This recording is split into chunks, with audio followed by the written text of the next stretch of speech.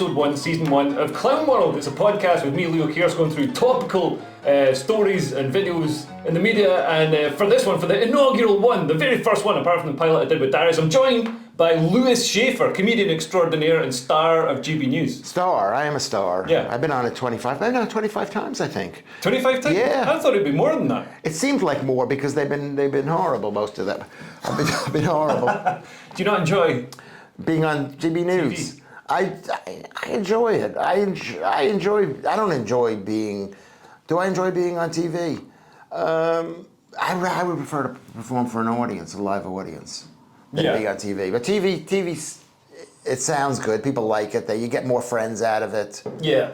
You know, people like you more when you've been on TV, but the actual interaction with another human being, believe it or not, I like more. Yeah, and I think that's why we have a live studio audience for some shows, because you sort of need that feedback loop, and to be able to perform, you need that reaction in the room. But TV's just so much nicer than doing live stand-up, because they send a car for you and they treat you like a human being, whereas like with they send a car for you.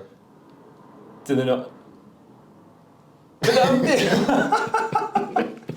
Did you believe me there? Yeah. You did? Yeah. Fantastic actor. I didn't find you're acting in a film right now with...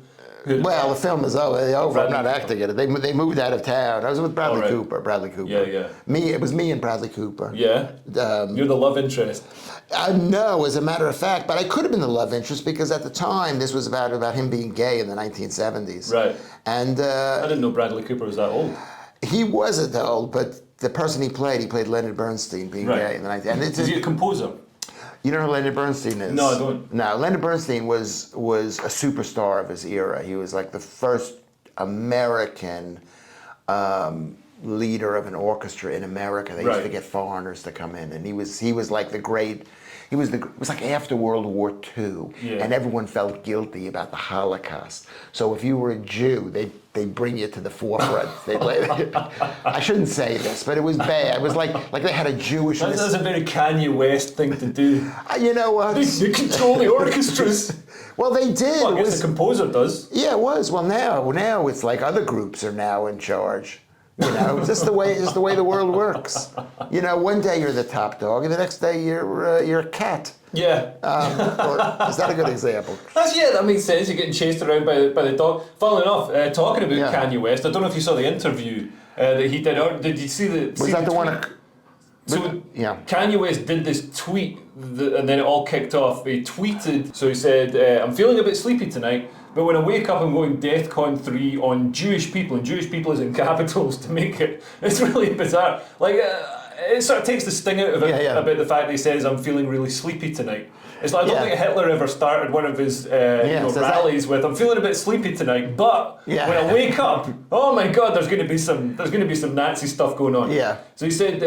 So you're saying he doesn't believe what he's saying that much? No, I think he does believe it, or he definitely believed it in the moment. It's very believable. There's nothing, there's no irony or any sort of plausible deniability there. But he says the funny thing is, I can't actually be anti-Semitic because black people are actually Jews, and also you guys have toyed with me and tried to blackball anyone whoever opposes your agenda. It's not the best constructed sentence, but for a black guy, it's very good. It's Sorry, that was a joke. Is that horrible? Now we just got cancelled from another dozen clubs. Lewis, thanks for that. But no, basically,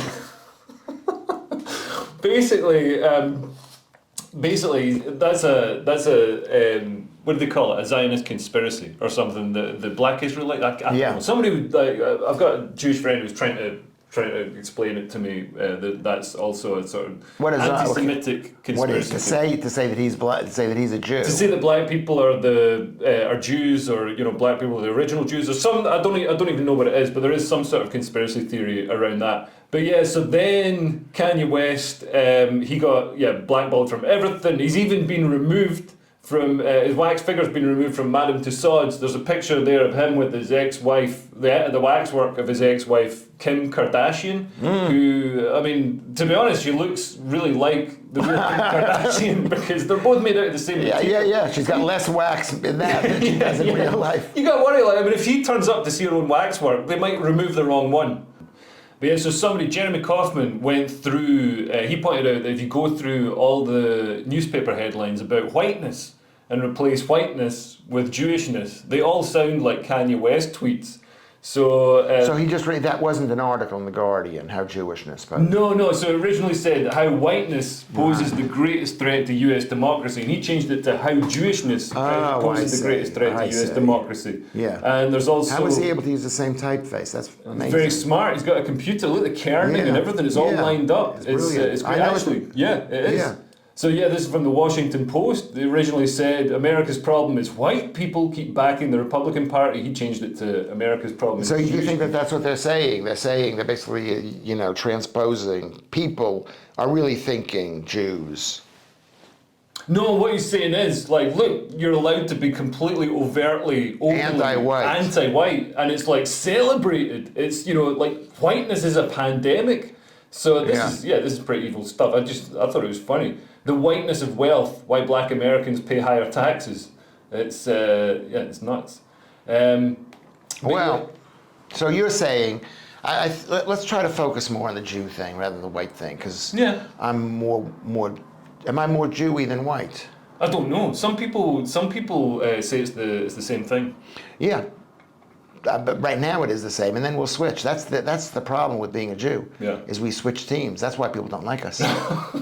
We switch sides. I've never sort of understood anti-Semitism. It's like even the things that people say, the conspiracy theories that people say. Yeah. It's like they're running they say, they're running the banking system. They're running the. It's like, well, they're providing order. They're bringing order to chaos. Yeah. They're providing a good service. Like, what's the issue here? They're not blowing anything up. They're not molesting anybody. There's no sort of grooming gangs. It's the people seem to be angry about success. A grooming gang's bad. Oh yeah, okay. They are. I mean, well, if you're a far right extremist like me, if you're a Labour voter, then you probably think they're amazing. Well, what is your question? And I will answer it. So the question is, why is anti-Semitism still seen as acceptable by so many people on the far right and also on the left as well? It's not that anti-Semitism is acceptable. It's that people actually have negative feelings about the Jews. And they have positive feelings about the Jews. Because the Jews are... films? Great films, great people. Lewis Schaffer, they love Lewis Schaffer. Great comedians. Yeah. Woody Allen. Great inventions. We invented all this stuff and we do a lot of stuff. But there's also a lot of hostility to the Jews. Yeah. Basically because the Jews are a gasket people. We're the little thing that goes in between the head block and the engine. I wasn't sure what you said there. Yeah, I think that's... I'm impressed that I know that stuff that's all manly. But basically, with that little bit of cork that goes between the two pieces of metal. Right. And then when there's a problem, when it gets too hot and you have to pull them off. Yeah. Okay? You have to pull off Jews. Yes. On one side or the other side. Sometimes it sticks to one side, sometimes it sticks to the other side. And that's the thing. You just pull them off, it's going to be sticky. Yeah, and then they got to scrape it away. The point is that the Jews... The reason why people don't like the Jews, and Nietzsche said this, is that no one ever says, I hate you because you're better than me. I think that's almost a direct quote from Friedrich Nietzsche, the great German philosopher. Right. Okay? And the Jews are successful. That's why it bothers them. And we are successful. But Nietzsche said nobody says, I hate you because you're more successful than me. But that is the... No, I hate you. No one says, I hate you because you're less successful. Right, yeah. What did I say that wrong? More successful. So that makes more sense. Yeah. People have that. But also, no one says that because you wouldn't want to say that. Yeah. Right, I said it the right way the first time, which is no one says, I hate you because you're more successful than I am. Because that's envy, and that's one of the lowest emotions you can have is envy. Oh, so people don't say it, but they... But they feel it deep in their kishkas. Yeah. They feel like you, Leo, are doing so much better than I am. Why are you doing better than I am? Do you have friends with people? Do you do this? Do you do that? Right? And that's where the negativity comes in. And that's what the Jews. Do you have an unfair advantage? Do you don't follow the rules? Why are you more successful? So that's what they don't say that. Second, so they don't. That's the reason. The reason is, but the most important reason is the Jews are able to switch teams. and sides. Is that we go into a country and we'll join with who's ever winning, and then when that side starts losing, we'll join the other side. But it hasn't sort of resulted in a big expansion of the sort of Jewish population, because if you look at world demographics, somebody pointed out, so Kanye West has got 17 million Twitter followers, or he did before his account. You're going to say, I didn't hear this, but there's just more than there are Jews. There's more than there are Jews. There's like, what, 14, 15 million Jews? Possibly, yeah. And we're constantly losing people right and left. Because it's not good to be a Jew. It's not worth it. So what, people are like, do you mean people are actually leaving the Jewish... Yeah.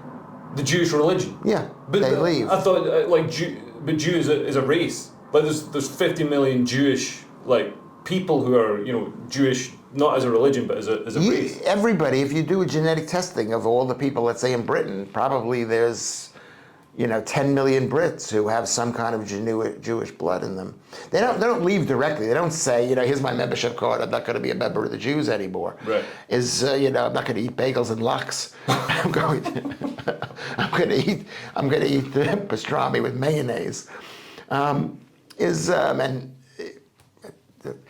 that you have kids, and if the kids aren't raised Jewish, then they don't feel that Jewish. And because it's very hard to be a Jew, with the slings and arrows of the Jewish thing, is they don't even feel it. Like my kids barely feel Jewish. Right. Then I don't think they feel Jewish. It takes a lot. In order to be Jewish, you have to actually believe in this stuff. You have to like you are Scottish, right? Yeah. Even you with your kind of wonky background in Scotland, right? People who are in Scotland, let's say you're a normal Scottish person. Well, my parents are English, and before that, my grandparents are from Tel Aviv. Really? No, so my parents are English. My dad's like half Scottish by sort of ethnicity. How Scottish do you feel you are? I'm sorry. I've got the accent. Yeah. So I don't really have much choice. I think if you've got an accent, then you've just got to be that nationality. Do they think of you as being Scottish, those people? In Scotland, people think of me as a very sort of anglicised. Even before I moved down here, I was, You're anglicised, I was a bit English. So you weren't one of them. Were you one of them? Yeah, well, I kind of was one of them. Yeah. You were. I was Scottish. I mean, there's a lot of people from England moved to Scotland. Yeah. And so over time they became one of them. So you can't help but be Scottish. People who fail their lives in England have nowhere left to go. You have to be told, to be a Jew, you've got to be told that they're coming to get you. Right. And you have to be told that over and over again. Otherwise, you're not Jewish. That's what to me it means to be a Jew. So it's like if you're English, you're told you're English. You don't have to work at being English. You don't have to go to a place to learn how to be English. You're just English. Yeah. You're seeped in it. Yeah. And like with being Jewish, you have to be seeped in it. Like I was seeped in it. And unless you're seeped in it, you're not. And that's how people grow up. They marry a non-Jewish person and their children are not seeped in it. So the number of actual people who are related to the Jews who have Jewish ancestry are huge. Right. Basically. Yeah. I decided to side with the Jews when I was young. It was a good time, it was Woody Allen. New York. You grew up in New York, so I guess it's a good place to be Jewish. It was a good time, yeah. Woody Allen, whose famous quote was 90% of success is just showing up. Yeah. And the other 10% is not having sex with your children. Or your wife's children. He's 90% successful then. Yeah, he's 90% successful. So that's good. The 10% has sort of derailed him a bit, but the point. So that's the answer to your question. Did I answer it coherently? No, that was a good answer. And envy, and also I've noticed that there's a lot of misinformation with around anti-Semitism. So I used to date a lassie. She was like she's Scottish, but she was Afghan Indian heritage, and she had some friends who were like full on like Muslim and stuff. Her family's that Muslim background. But one of our friends, I remember we were going for a coffee and stuff, no booze obviously, but we were going for a coffee, and our friend was banging on about Palestinian rights and Israel and Zionism and stuff, and I was like, but I said, but the 6 Day War and when all the countries round about Israel tried to wipe out and drive the Jews into the sea or whatever. And she just looked at me like, what are you talking about? She had all these like really firmly held beliefs about Israel. Didn't know the first thing about Israel. So she hadn't heard about the 6 Day War. She hadn't heard of the 6 Day War. Yeah. Or, any of them, the Yom Kippur War or anything like that. Yes, but similarly, I never heard that there were actually Palestinian Christians and Arabs living in this, what is now the state of Israel. I thought it was always like, it was like vacant land almost. Yeah, it sounds almost funny. I have a Palestinian friend, and he told me this, and I saw a map in a book of all the Palestinian settlements that you could say that they left, willingly or something. Well, this is the thing. So somebody was telling me that so the countries round about Israel. This is sort of what I understand of the 60s, where the countries round about Israel were like, right, we're gonna go into Israel. We're military. We're huge countries. This is just a tiny country. We're gonna go in there. We're gonna wipe everyone out. So Palestinians, whoever, get off the land, get out the way. We're coming through with our tanks, and once we've knocked them all out, then you can come back and take the land, take ownership of the land.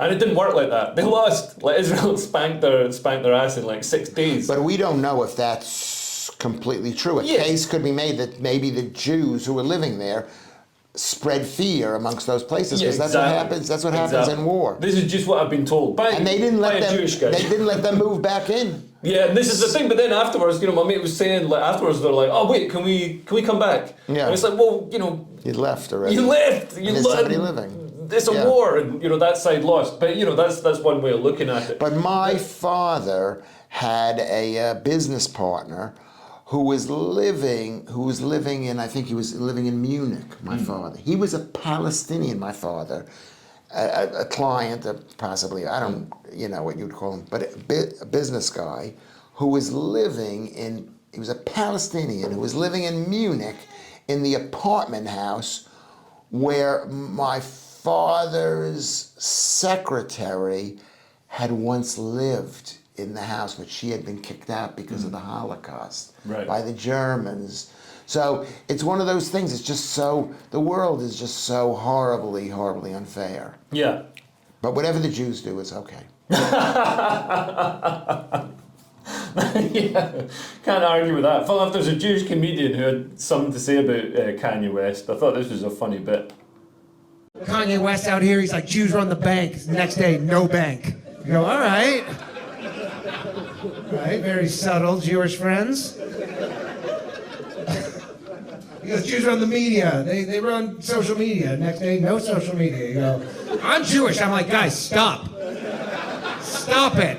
Figure out a different way to handle this shit. You're not helping with the conspiracies here. Kanye West out here, he's like, Jews run the bank. Next day, no bank. There we go. Yeah. Yeah, funny bit. Well, that's actually bullshit, really. Sorry. Yeah, but it's obviously it's comedy. It's like comedy is never like comedy, an objective but truth. it is not. But it is not. It's not a proper. I know it's comedy, but it's not a proper. It's a fallacious argument. Yeah, it's comedy. It's not an objective truth. He's like making a daft, a dumb point. That doesn't mean that the Jews don't control the banks. They might, or the Jews don't control the media. It looks like we do. He's saying it looks like this is feeding into the conspiracy. Yeah, but the truth is that see, the thing about Kanye is I don't know what he said before then that made people attack him. I don't know. He said that I'm going DEFCON 3 on the Jewish people. No, before that. He said other stuff as well. What happened before that made him get to that point? I'm not sure, but that's like a policeman turning up at a domestic violence and being like, well, what did you say to wind him up? Sorry. You shouldn't have punched your wife. So Kanye, I think this is after the social media storm, he appeared on this podcast, not this podcast, a different podcast, and he spoke to somebody. All the assholes that fucked you over in the music industry, fuck artists over in the music industry, are individuals. They're not Jews. They are Jewish. It doesn't. They're. And it's also sad to see that Kanye West has obviously got a job as a painter and decorator there. Oh, I didn't see. I wasn't watching what he was wearing. Look. Oh, I see. Well, in this country, he looks. Oh, he's got paint on it. Does he have paint on his thing? That's what everyone, when they're doing paint and decorating, that's what they all wear. But he looks like he actually has paint on his thing. Yeah, he looks homeless. A homeless painter. Well, he's lost a lot of money. Well, he has. Adidas dropped him. Adidas, ironically, a company founded by the Nazis. Yeah, sure. They dropped him. I couldn't believe, but the deal that they had, it brought in $1.7 billion in revenue for Adidas in 2020. And it brought in that much money, and they In still one dropped year. it. In 1 year. They couldn't find out. Please, Kanye, can you change it a little? Yeah. 1.7, obviously not run by Jews. Well, it took 10 days to drop him. I don't know what the story is. Kanye is very distressed. He's Yeah. Well, this is the thing. Everybody's like, oh, be kind. Make accommodations for people with mental health issues. Be understanding. We all need to speak about it more and open up more and be more tolerant and caring. Yeah. But then whenever somebody actually that's all right if somebody has the mental health issues. We're like, oh, I think I need a day under the duvet at home watching Grey's Anatomy or whatever. Some sort of bullshit like feeling a bit blue. Mental health issue, which isn't really a mental health issue. Everybody gets a bit sad sometimes. But somebody's got a real mental health issue, making a tinfoil hat and like talking about the Jews on Twitter and stuff, and like destroying his entire life, destroying all his relationships, all his money and everything. That's somebody, and then turning up dressed like that. That's somebody with mental health issues, and nobody's being tolerant or understanding. They're all like, nah, screw this guy. We're going to throw him right under the bus. Well, so what are you saying? Is there some kind of undercurrenting kind of thing that's trying to destroy this guy? Well, I'm saying we shouldn't be nice to people with mental health issues in the first place. We shouldn't, and we shouldn't spread the message that you should be nice, because if we're not going to do it, then it's a pointless. We should do message. it all the time. You're saying we should be consistent with people with mental health issues. If you're gonna, mental health issues isn't just like a girl crying or whatever. It's like a guy being crazy. Men's mental health issues tend to manifest in violent outbursts and things like that. And it's not pleasant. No, but you want to know something? I don't know what his diet is, but I actually believe in mental health issues now. But do you think it's linked to his diet? Do you think he needs to go on a carnivore diet? We'll have to find out. I don't know what he's eating. Maybe Google. Is he a carnivore? Is he a vegan? It doesn't look like a vegan. He's a little bit chubby. But in case I wasn't recording. What do you mean? No, that's not the first true. 15 minutes of this podcast I wasn't recording, but Lewis was telling us all about his diet, and it was really interesting because you only eat meat, eggs, fish. I eat a little bit of fish. I eat a little bit of fish and cheese. Cheese, butter, dairy. And whatever, yogurt and cottage cheese and things. Yeah. So because I see this and I see how my mental clarity has improved. So when Andrew Tate said there's no such thing as depression, I basically agree with that concept, but there is underlying mental illness that's caused by bad food, mostly.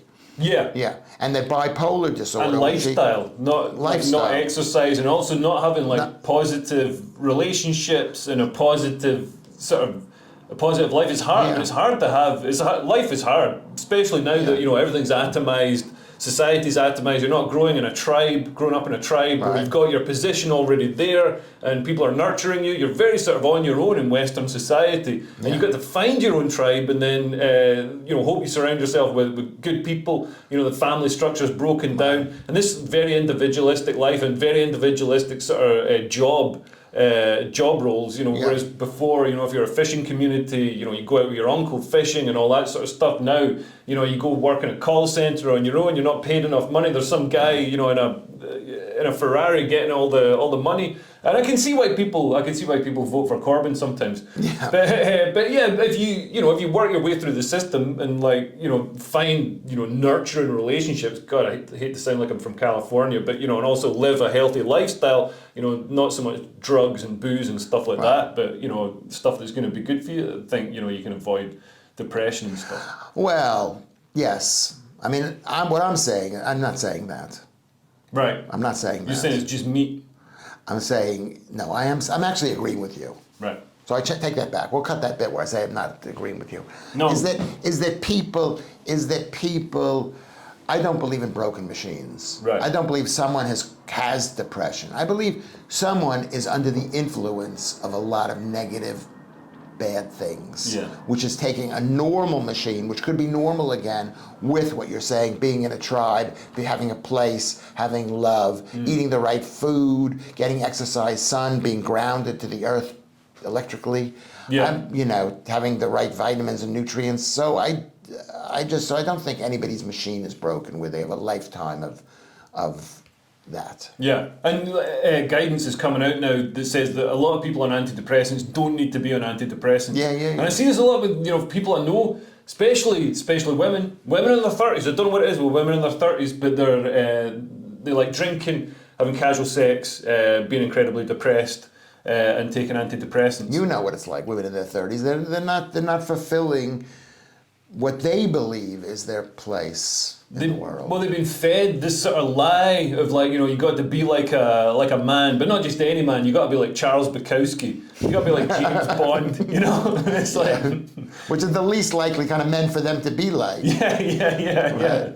So I see it with my own eyes. I don't see it bringing them joy and fulfillment and stuff like that. And but you go, oh man, don't ever say that to them. Jesus. I know, we just said that. Yeah. Yeah, there's a lot of unhappiness with women.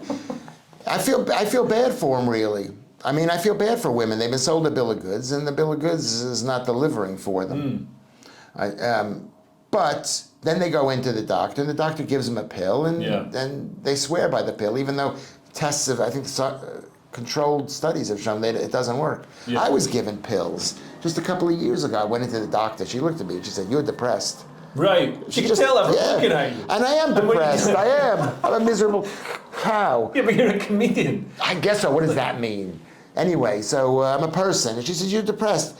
Here are pills." I say, "I'm not taking any pills." Next thing I know, they're actually, I go to the pharmacy and they're given to me. And what were the pills like? You took them? They begin with a C, that your bog standard. Citalopram. Citalopram, exactly. Yeah, for like social anxiety and depression, yeah. A lot of people are on that. I believe that they are. Yeah. And I said to myself, I got the package. I didn't think she was going to send them to my pharmacy, but I picked them up. And I said to myself, if I take one of these pills, I'm going to take two. If I take two, I'm going to take them for the rest of my life. Yeah. And so every single day, I looked at the pill and I made a conscious decision not to take this pill. Right. And I walked to the loo and I threw it down the toilet. Right. And so the rest of all... people put pills down the toilet? Now that stuff's in the water system. Now I'm eating your citalopram. Well, I am too. And now I'm addicted to tap water. Yeah. Got to drink 5 gallons a day just to stay happy. I hadn't thought about it, but in retrospect, what should I have done with the pills? You put them in the bin. They're not a liquid. Yeah, but then they get washed away. They get done the same thing. It goes into the... Yeah, because it goes at a landfill site. And those sites are chosen because geologically they're sealed. What, because they've got the clay, maybe? Yeah, clay, rock, something like that. But yeah, when I was 17, because I got run over by a truck and stuff, and I went through all this trauma, and I was on drugs and stuff, and I took antidepressants. They actually really worked for me.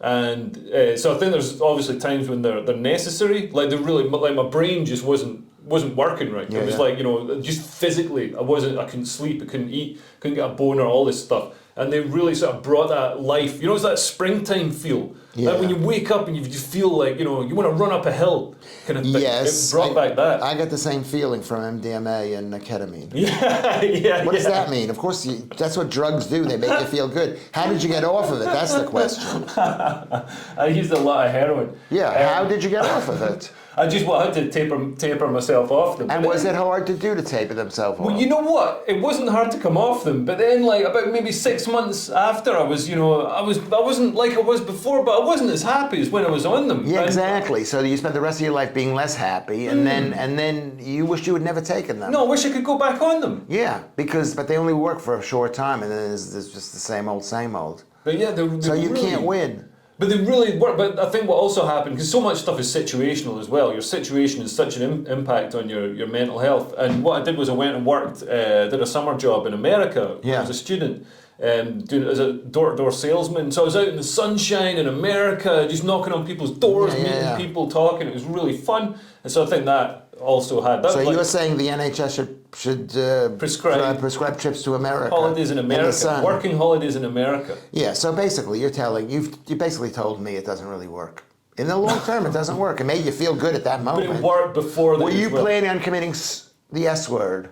No. Were you whatever self-deletion, whatever we call it on the internet? No. Not seriously, I think. No, okay. So but I was like, I'd suddenly like I'd suddenly vomit. Stuff like that. I'd suddenly vomit. Do you remember really weird. Do you remember how you felt when you'd had a drink of beer? Yeah, I used to drink a lot to sort of the same try way. and cheer In the beginning. Cheer myself up. So you say, oh my God, you wouldn't come to me and say, Lewis, I got this most amazing thing. It's made out of grain. They put it in the vats and then they ferment it, which is if you hadn't had beer, I would. Yeah. I would have come to you and say, like, you've got to try beer. It's amazing. I tried it. Somebody gave it to me. You wouldn't do it. You would do it because you know how bad it is in the long term. It's not but like a few beers. A few beers, but you'd have to say to me, Lewis, just only have a few beers, don't go crazy. Yeah. If you have too much, there's a limit to this. Yeah, the doctor would prescribe, the appropriate amount of beer to cheer you up. And the appropriate amount of citalopram is 2 weeks worth, and then take it away from you. But they don't take it away from you. They can't take it away from you. I mean, look what happened to what's his name, Jordan Peterson. He was destroyed by. He was on like barbiturates or opiates or something. No, it was Valium type drugs. Right. Some Klonopin or whatever. Yeah. And I have a friend of mine who was addicted to that. You can't even use the word addicted to it. But I met Jordan Peterson. There's this like sort of private speaking event for some people. Yeah. And he spoke at it, but he seemed very bitter and angry about all the people who said mean things about him online. And it sounded like that was. All that criticism really hurt him and made him. I don't know if that was why he was taking these, to blot out the pain of people. But I don't know why people take social media that seriously, especially someone like Jordan Peterson. So you were saying in this late date, like it happened recently, right? Like recently, like this year. So Jordan Peterson. Yeah, it was like. So he's bitter right now. Like a month ago. That's weird, really. Yeah, I was really surprised because I thought he'd be. You always assume somebody who's from your tribe. Yeah. The same, I thought he was going to be ultra free speech, ultra, libertarian and stuff, and he wasn't. He was like, we need to restrict speech on in YouTube comments and Twitter. But isn't he against compelled free speech? Yeah. Isn't he? That's so weird. And could it be because Jordan Peterson has spent many years in that kind of school environment watching what he says? Oh, in a very sort of structured, rigid environment where you're following a curriculum. When he was a teacher, and you've got your authoritarian figure, the headmaster. But no, not that. More like if I say something wrong, people will come down on me. And he said that many times.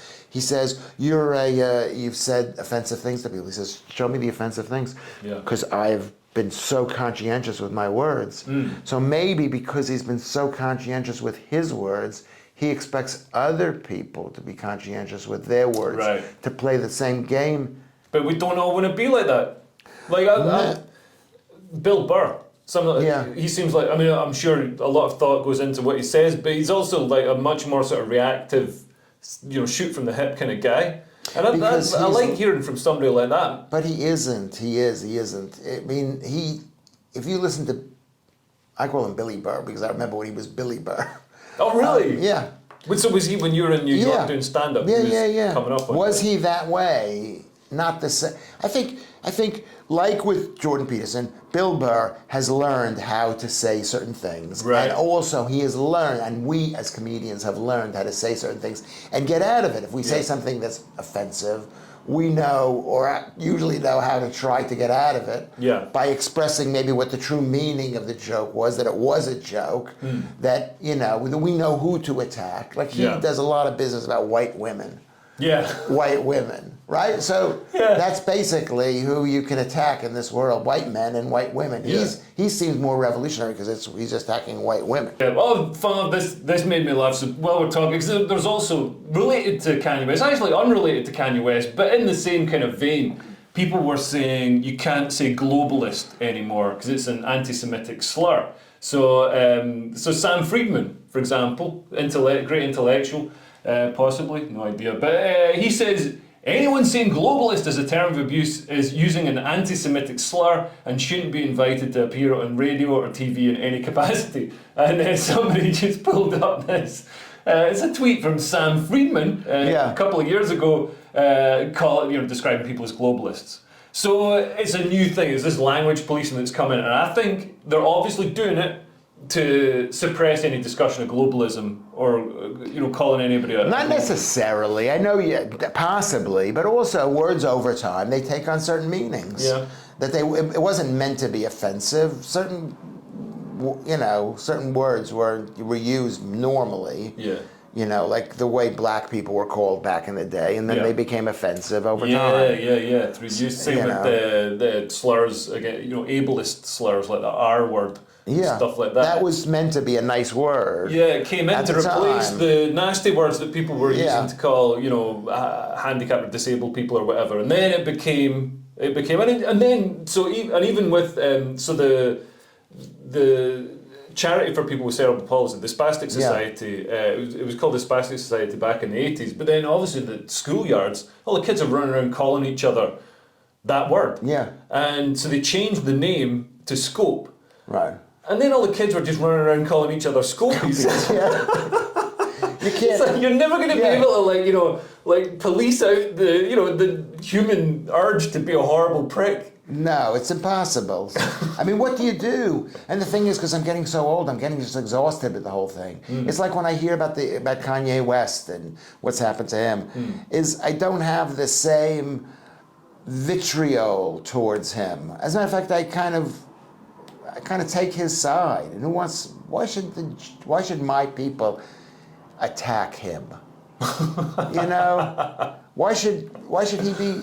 Oh, and also, I think as a comedian, you always side with a person getting criticised for something they've said, no matter how it is. Chappelle had a great bit about this, about the Seinfeld guy, Kramer. I don't know what his name is in real life, but he was filmed. It was one of the early sort of comedy cancellations. Somebody filmed on their mobile phone or whatever, and he was at a gig. And he was dealing with a black heckler, and he went way off. I saw that. And you can see what he was trying to do. You can see he was trying to make it so ridiculous that it became okay. But that's a tough. And also, he's doing it on the fly. It's not somebody's plan. And he's not a real comedian. He's not a real comedian. He's a TV guy. And that's why I felt really bad, because it was like he was in over his head. Yeah. He didn't have the skills. But Chappelle said, it was interesting what Chappelle said. He was like, man, as a black guy, I was, hugely offended by what he said, but as a comedian, oh my God, I felt for him. Yeah. He was just trying to work it out, trying to get a laugh. Yeah. But you can never say that. You can't put an asterisk there.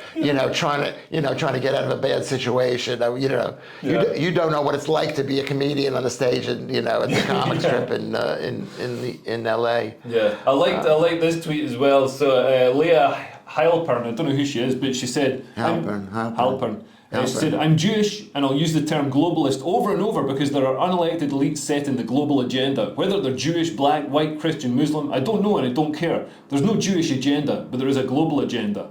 And then she follows it up with, saying Jews run the world because a handful of Jewish people are in powerful positions in America is the same as saying all black people are criminals and all Muslims are terrorists. It's absurd. I don't see the point of relevance in tarring an entire race with the same brush. She's not making the point she thinks she's making. No. She's kind of making the opposite point that she thinks she's making there.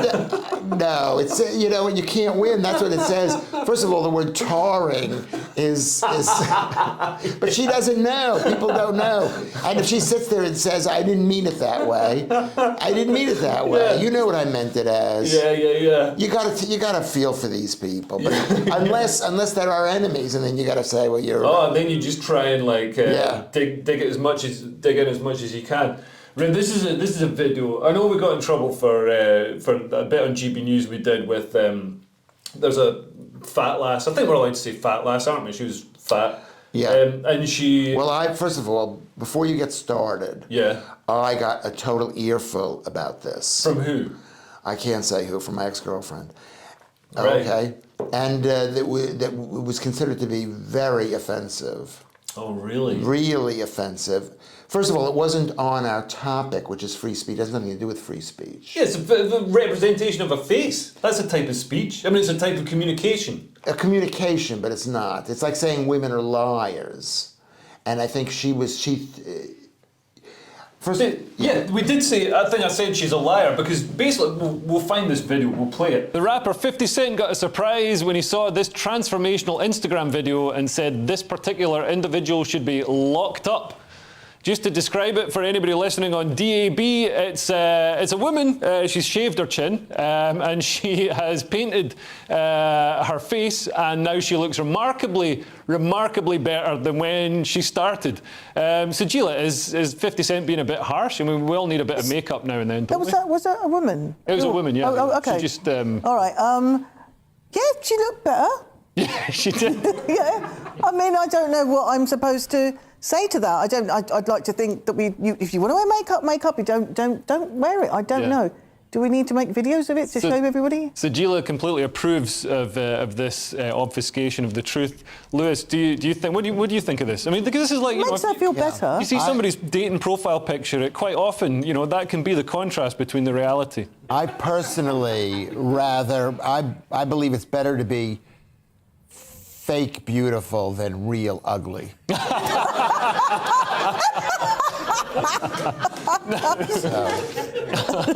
No. I'm going to tell you what the problem with that segment was. What was the problem with that segment? All women think they look like that woman. They all think they look bad? Yes. Every single woman. Before they put makeup on? Yes. Right. Yeah. And then makeup... she did. She did look bad before she put makeup on. But your wife thinks she looks that way. My God. Well, I'm always telling my wife she looks better without makeup. Because she does. She looks better without makeup. She doesn't feel that way. When women put makeup on, it just looks... So they start off hot, they end up hot, but like lots of makeup on. It just looks... Makeup hides everything, so they could be ugly underneath. So we just assume they're wearing so much makeup because they're ugly. Yeah. So no, you assume they're wearing because they can say, for you to say that to a woman. So they don't believe that. They don't believe that. What they think beauty is the work that they put into it. Right. So okay. So the way you can artists. that it's artists, it's their creativity. Right. If you say you look like you've put a lot of effort into it, I'm not sure. I said this to one girl that this is what they want to hear. Tread very carefully. Yes, you tread carefully. You look like you put a lot of effort into covering up. You look how ugly amazing. You really have a tremendous flair for fashion. I love what you did to your hair. That's smooth talking. Okay, this is what you have to do. If you say, I like you better that way, they all think, and this is why this situation was so problematic. This is why my girlfriend got really angry at you. And did you say something bad about... But I didn't even say anything bad. I didn't say she's fat. You said she lies. Yeah. Right. So what my ex-girlfriend said to me, she said that something's wrong with this show when you, Lewis Schaffer, seem like you're a sympathetic, caring person. When you get a round of applause, and you are I'm a horrible person. Yeah. Right. But what you said, I consider to be, as horrible as what. The thing is, people will never get so angry. They'll get the thing that makes them most angry out of anything is the truth. The truth, an unpleasant truth that we all have to tiptoe around. Yeah. It's like, no, this lassie, she's fat, she had to shave her chin, now she's painted her face, and she looks good, and it's a lie. Yeah. It's a lie. Yeah, but it's then like me turning up on a date, dressed like a doctor. Yeah. You know what I mean? When I'm working in the petrol station. You're allowed to be criticized for that, but a woman isn't. Yeah. Women, I'm sorry, they're a protected class of people, and they're very, you know what it is? I don't like women. But you have to be very sensitive. They're sensitive creatures. Yeah. You don't want to hurt their feelings. And all women, they think of themselves as that way. Right. And they take pride in the distance that they've come from being an ugly, whatever it is, from being Cinderella. It's Cinderella. They all want to be Cinderella. Look at Kim Kardashian. She's always showing how she puts on makeup like this, what she does to put on makeup. And she's Kim Kardashian. She's got no pride in that way. She's proud that she has it's you, Leo, or me, we can become head of Apple or head of, any company.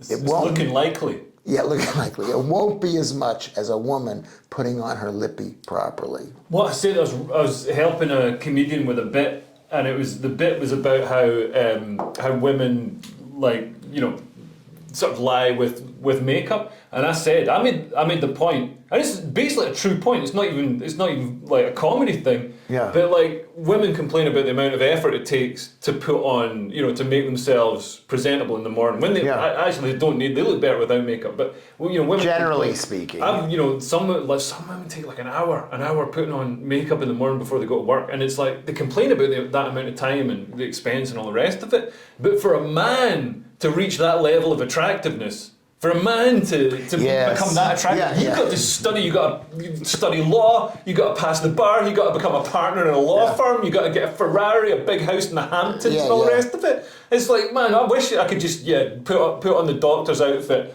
and turn up and be like, But you're totally right, and that's funny. But at the end of the day, when you add up how much time a woman actually spends on her being beautiful and her filling her sort of feminine obligations, it's as much time as we do. Yeah. In trying to make a living. Plus, you've added on to the fact that women have to work now too. Yeah. So maybe a case could be made that women have to work a lot. I'm being sympathetic to women. Oh yeah, no, I think they do, and I think the sort of the modern contract or whatever you call it, is really sort of balanced against women. It's really in men's favour. And we're also adding on to it, like at least they used to have, safe spaces and stuff. We used to know what a woman was. Yeah. And they used to, but now men are, going into their jails and going into their sports and or males are going that's something different. That's payback time for them coming into our spaces. But let's get you in more trouble with your girlfriend, because there's this other lassie I found who we'll watch the video. She's talking about dating preferences. For our American viewers, let's talk about dating. Wait, let them know that lassie is what Scottish people call a girl. I'm not talking about a crime-fighting dog. This is we don't. I know I'm from Scotland, but we I don't have sex with all animals. Just sheep.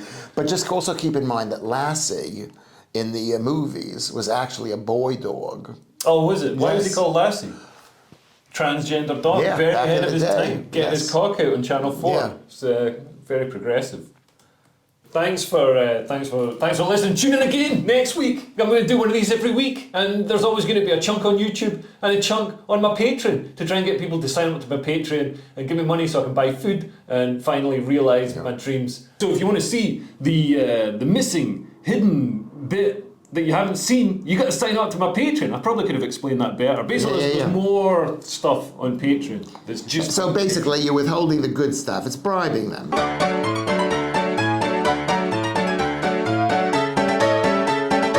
This was the week when comedians, memorials and newsreaders were cancelled, but Boris might be uncancelled, and we found out that it's all right to get your penis out if you're trans. Which reminds me, I'm trans! Okay.